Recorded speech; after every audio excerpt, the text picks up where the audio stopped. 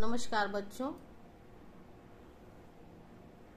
दक्षता बैच पर पुनः इन पर हम फोकस कर रहे हैं। सैनिटेशन प्रमोटर पर, कैंपर पर, पब्लिक हेल्थ मैन पर और पायनियर पर।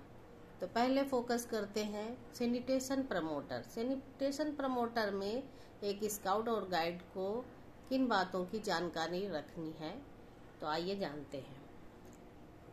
एक स्काउट और गाइड को सैनिटेशन प्रमोटर के अंतर्गत शुद्ध पेयजल के बारे में जानकारी होनी चाहिए।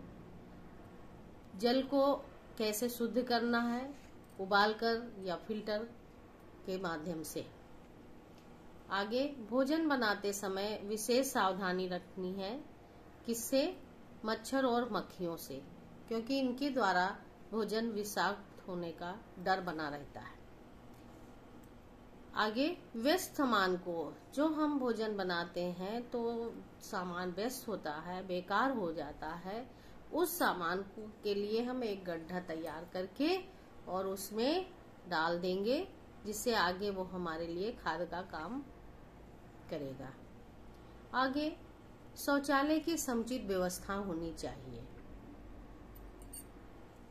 खुला शौचालय बीमारियों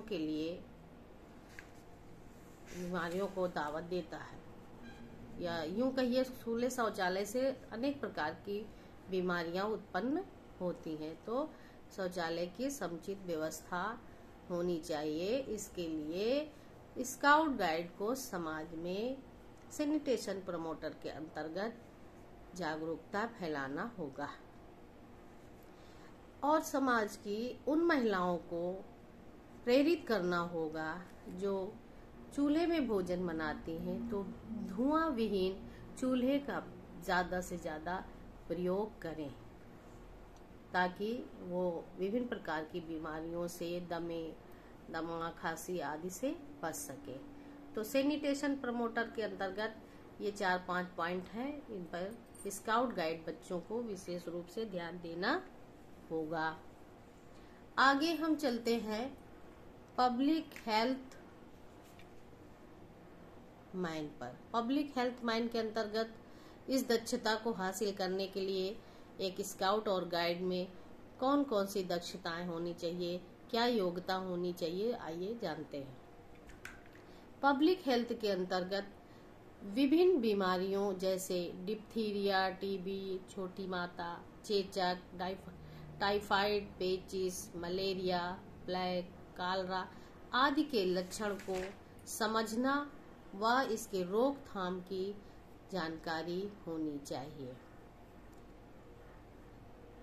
कभी कभी चूहों और कुत्तों से भी, इन जानवरों से भी बीमारी का भय होता है, तो इसके बारे में भी स्काउट गाइड को सतर्क रहने की जरूरत है।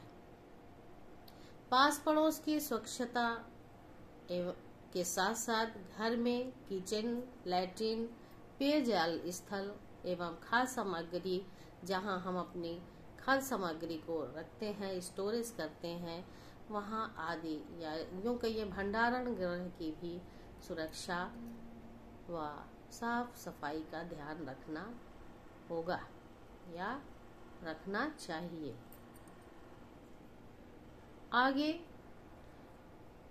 घर में मच्छर, मक्खी, कीड़े मकोड़े या खटमल आदि ना पैदा होने पाए, इसके लिए भी अपने कैंप और घर को सुरक्षित रखने के लिए आवश्यक जानकारी लेनी जरूरी है, या इन सब चीजों के लिए एक स्काउट गाइड को दक्ष होना जरूरी है। आगे पॉइंट आता है पायनियर। क्या आता है?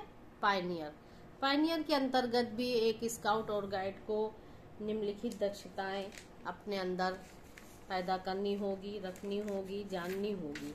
तो आइए जानते हैं पायनियर के अंतर्गत क्या जानकारी होनी चाहिए।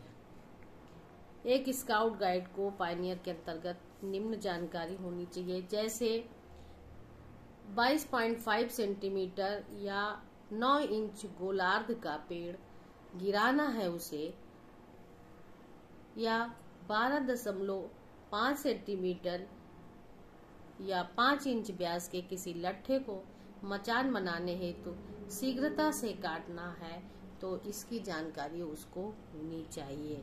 हम लकड़ी को या पेड़ को कैसे काटते हैं, इसकी जानकारी उसको होनी चाहिए।